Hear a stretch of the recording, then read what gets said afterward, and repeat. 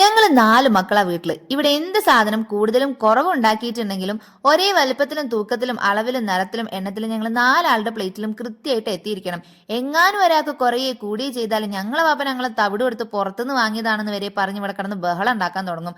അതുകൊണ്ട് തന്നെ ഇമ്മച്ചി ആ പരിപാടിക്കൊന്നും നിൽക്കാറില്ല. സമയമെടുത്ത് എണ്ണി തിട്ടപ്പെടുത്തി എല്ലാവർക്കും ഒരേപോലെ തരാറുള്ളൂ.